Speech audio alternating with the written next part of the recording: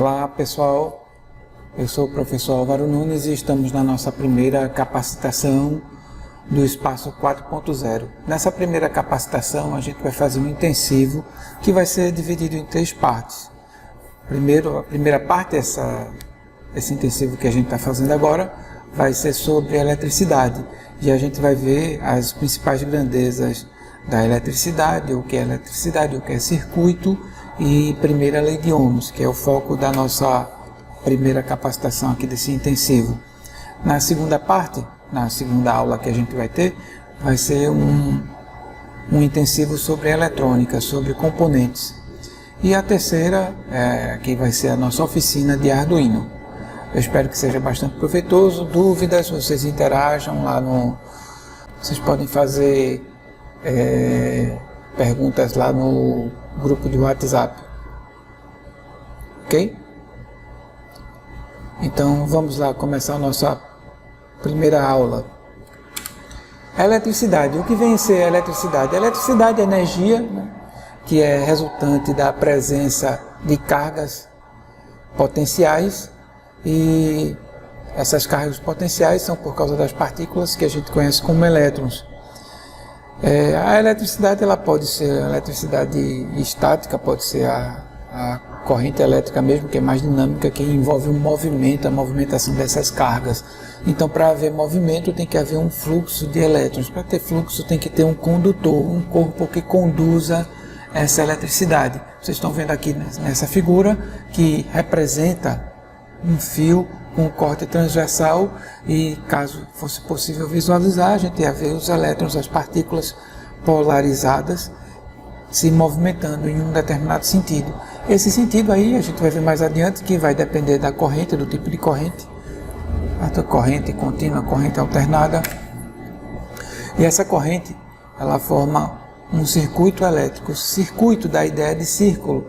Então a corrente ela vai se movimentar de uma fonte por um condutor até um dispositivo, e desse dispositivo ela tem que voltar para a fonte através de outro condutor. Então isso fecha um circuito.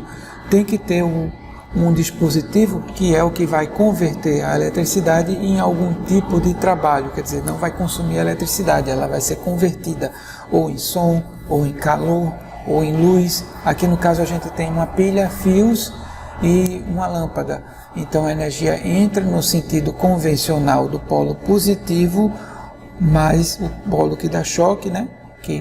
O que dá choque nós convencionou-se que é o positivo, e entra no polo da lâmpada. A lâmpada ela não tem polaridade, então em qualquer um dos polos que entrar ela iria acender, desde que a corrente saia.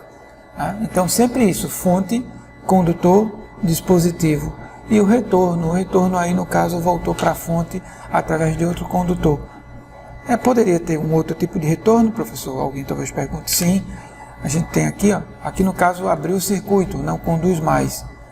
Abriu o circuito, abriu o fio, então não há mais condução, não há mais fluxo, logo a lâmpada vai desligar. E pode ter outro condutor, outro caminho de volta, sim. Veja um exemplo aqui da hidrelétrica.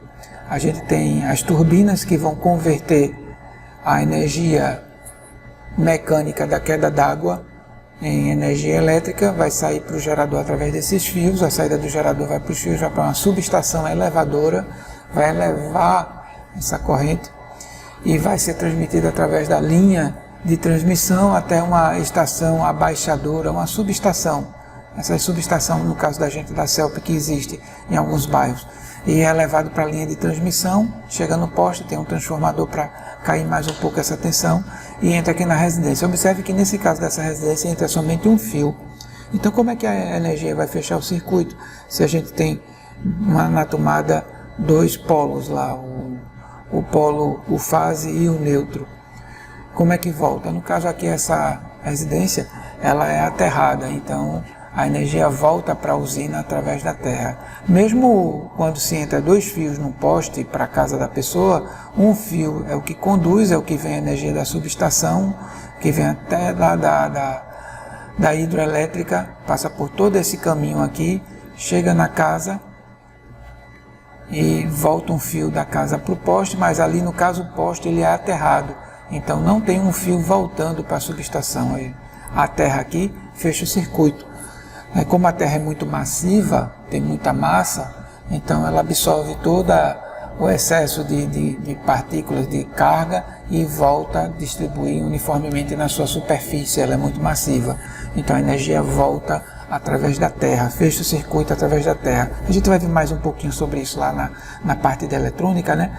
Porque a eletricidade, ela fecha o circuito no caminho de menor esforço. Então, entre a Terra e um outro circuito, tendo Terra ligado, o circuito a energia vai fluir rapidamente para a Terra, que a Terra, como ela é muito massiva, fecha o circuito mais rápido, com menos dificuldade. Certo? Então, a energia sempre vai procurar o caminho do menor esforço. Logo mais a gente vai ver um pouco mais sobre essa questão do esforço. Corrente elétrica, representada pelo símbolo A maiúsculo, A. Corrente elétrica. O que vem a ser corrente elétrica? Ou, como a gente diz em física, no terceiro ano, intensidade da corrente elétrica. Isso aí é a quantidade de carga elétrica que flui através do tempo, num determinado tempo, num circuito. Ela é medida com esse Azinho ali. Esse A maiúsculo aí é o amperes. Um ampere ou amperes, no plural. Então, como a gente poderia dizer assim, de uma maneira fácil de entendimento, seria a quantidade de elétrons, seria o fluxo de elétrons, a quantidade de elétrons. Não a velocidade do elétron, mas assim, a quantidade dele. A gente imagina aqui um fio fino e um fio grosso. Qual é o fio que vai fluir mais quantidade de elétrons? O fio maior, ele tem capacidade de fluir mais elétrons. Agora observe, existe aqui uma analogia, tá? A quantidade de água que vai fluir, não é a força de água, a quantidade vai depender aqui da gravidade. A gravidade vai influir, porque a gravidade é uma força, e também o volume, a largura do cano, comparando eletricidade com água. Então o cano mais grosso iria fluir mais água, mais quantidade de água, mais litros por segundo. Então a mesma coisa, a quantidade de carga por segundo, aí a gente tem ali que é a intensidade, intenso volume de elétrons. Tranquilo? Entender um pouco mais sobre corrente elétrica. Aqui, embora no exemplo de uma caixa d'água, a analogia novamente com água, uma caixa d'água mais alta, maior, ela tenha uma pressão de água maior, né? Mas a gente tem ali na primeira caixa d'água mais pressão, mais quantidade de águas em altura, mais um canozinho fino, tem mais pressão aqui, ó, pressão, e aqui uma caixa d'água mais larga, com menos altura, a pressão diminui. Mas como aqui a gente tem um cano fino e aqui a gente tem um cano mais grosso, a gente vai ter a mesma força aqui, ó. A gente vai ter o mesmo, no caso não seria força, seria volume. Maior pressão, como o cano aqui é estreito, e aqui menor pressão, mas o mesmo volume, porque o cano aqui é largo. Então a gente consegue fazer essa experiência na prática em uma caixa d'água mais alta e uma caixa d'água mais baixa, mas com o volume sendo o mesmo de água que jorra. Porque aqui a gente tem uma água fina, um cano fino, jorrando água, mas aqui a gente tem um cano bem grosso, mas escorrendo água. Aqui a água em cima jorra e aqui a água escorre, mas ambos são o mesmo volume de água. Então a intensidade de corrente elétrica pode ser o mesmo. O que vai depender do volume de elétrons. E quem a gente consegue ver essa questão da corrente de uma maneira mais perfeita através de um osciloscópio. O osciloscópio é um equipamento que permite visualizar a forma de uma onda, de um sinal elétrico em função do tempo.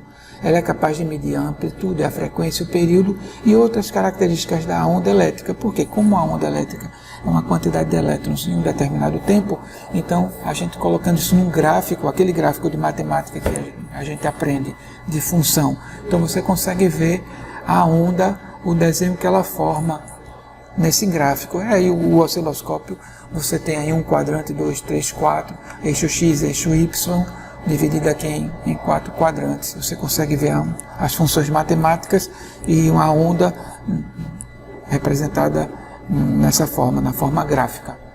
Okay? Aqui a gente tem um osciloscópio eletrônico, okay? Que com o painel dele, o desenho da onda, a frequência, amplitude, isso que você vê no terceiro ano.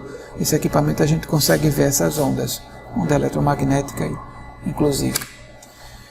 Agora a gente vai para outra grandeza, que é a diferença de potencial. Diferença de potencial, ou DDP, como é dito em eletrônica, ou como a gente vê em física, como tensão elétrica, nada mais é do que a força que impulsiona os elétrons através de um circuito. Ela é criada pela diferença de carga elétrica. A diferença só pode ser entre dois pontos. Se é diferença, você tem que ter um para poder comparar com o outro. Então a gente precisa de 2 pontos para poder ter uma tensão elétrica. Ok? Porque a tensão elétrica é medida em volt, mas é porque volt ela é uma unidade que vê também campo magnético, vê essa questão de cargas. Então, diferença de carga, de força, a diferença de força a gente vai ver pela tensão elétrica. É como se o tamanho de uma caixa d'água exercesse a altura da caixa d'água em relação ao solo, você vai ter mais gravidade. Então, se você tivesse como medir a pressão de água em relação à gravidade, você veja que existe uma relação entre a gravidade, onde está, e o peso da água em relação à sua pressão. Então, essa pressão, essa força, fazendo analogia com a eletricidade, seria a tensão elétrica, que é medido em volts. Em eletrônica costuma-se usar no coloquial a palavra voltagem, mas voltagem não é apropriado. O apropriado mesmo é chamar de tensão elétrica. É medido em volts, ok? E é representado pela grandeza física ou tensão elétrica. A gente vê aqui a tensão elétrica, aqui na sua direita tem uma pecinha que é chamada de chave H, que alguns equipamentos antigos têm para você converter algo de 110 para 220 e analogicamente também, você quer analogamente também, você tirar de 220 e colocar em 110. Aí a gente tem essa força da eletricidade, é a chamada tensão elétrica. A outra grandeza da primeira lei de Ohms é a resistência. A resistência é a dificuldade ou oposição que o material oferece à passagem dessa corrente. Novamente, fazendo comparação à água, é como se você tivesse um cano bem redondinho, bem cilíndrico. Ele tem uma resistência pequena, menor resistência do que um cano que você coloca uma cintura. Colocando uma cinturinha, fazendo um gargalo nesse cano, ele vai frear a corrente, a força da água. Por quê? Porque ele tem uma resistência à passagem da água. Resistência, no caso elétrica, ela é medida em ohms, que seria a oposição, a dificuldade da corrente passar por um determinado corpo ou um condutor. Okay? É medido em ohms, que é esse símbolozinho aí, ômega, essa ferradurinha aí, letra grega, e é uma unidade, é uma característica, depende muito da característica física e química do material, mas é a resistência elétrica. Podemos fazer uma analogia também de uma bolinha caindo sobre um plano inclinado. Um plano inclinado com pouca resistência, liso, totalmente liso, a bolinha vai correr facilmente pelo plano inclinado. Agora, se a gente coloca uns dentezinhos nesse plano inclinado, automaticamente a velocidade dessa bolinha vai diminuir. Por quê? Porque ele tem uma dificuldade da passagem dessa bolinha. Agora imagine que essa bolinha é um elétron e que esses dentinhos aí é a resistência de um corpo. Se você conseguisse fazer essa experiência com a rampa infinita, com a bolinha simples, você poderia ver que no final desse plano inclinado haveria aquecimento. Cada vez que a bolinha batesse no dente, tanto o dente aqueceria como a bolinha aqueceria. Okay? Então, resistência elétrica também é uma das características, ela consegue converter a energia elétrica em calor. Então, toda vez que você tem uma resistência elétrica, parte da eletricidade ela é dispersada através do calor, ela é convertida em calor. Então, vai diminuir a corrente, claro, o fluxo, a quedazinha do elétron vai converter em calor. Esse é o princípio usado nos chuveiros elétricos. E também essas pecinhas aqui embaixo, esse gráfico também são conhecidas como resistor. Justamente por isso eles oferecem essa dificuldade da passagem da corrente elétrica e vai converter parte da corrente em calor. O equipamento mais simples que a gente tem, que permite fazer vários tipos de medições, é o multímetro, que é um equipamento eletrônico usado para medir várias grandezas elétricas, tais como tensão, corrente e resistência, que são as principais grandezas utilizadas na lei de Newton. Ele é capaz também de fazer outras medições, como é um equipamento elétrico, a eletrônica está se desenvolvendo muito, então você tem até inclusive equipamentos como esse, multímetro mais modernos, que ele não tem mais chave seletora e já vem também com no visor dele já é também um osciloscópio, certo? Também pode ser feito outras medidas como frequência, alguns osciloscópios ou alguns multímetros já fazem medições de frequência, de continuidade, de transistor, de temperatura, uns também podem ser decibelímetro. Enfim, que é um equipamento que faz medidas de ruído, luxímetro, que faz medida de luz, mas são equipamentos mais sofisticados, mais caros.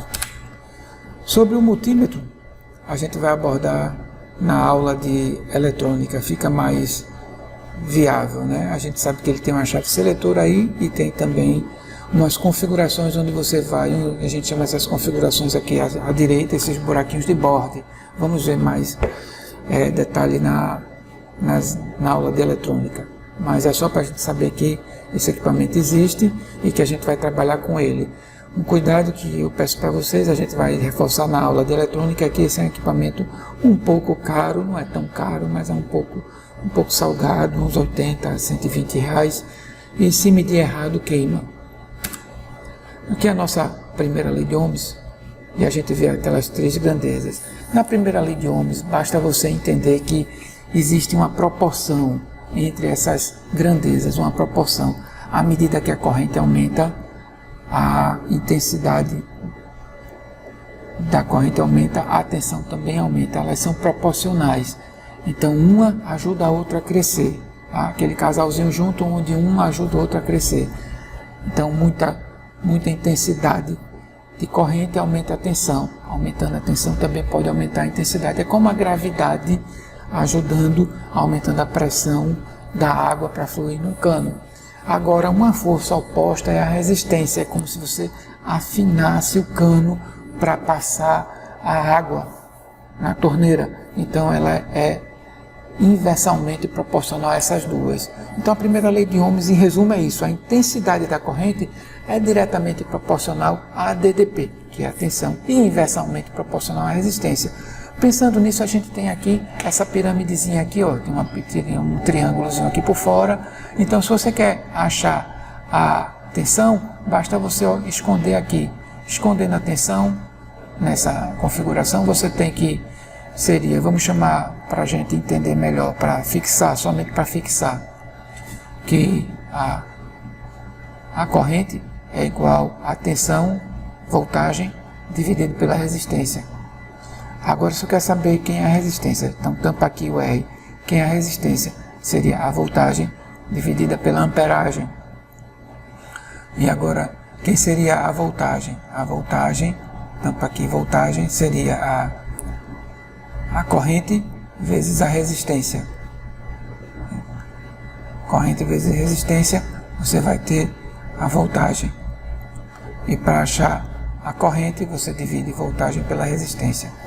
Então não precisa você decorar muitas fórmulas, porque aqui ó, achar a voltagem, fecha aqui, aí você vai ter aqui a amperagem vezes a resistência.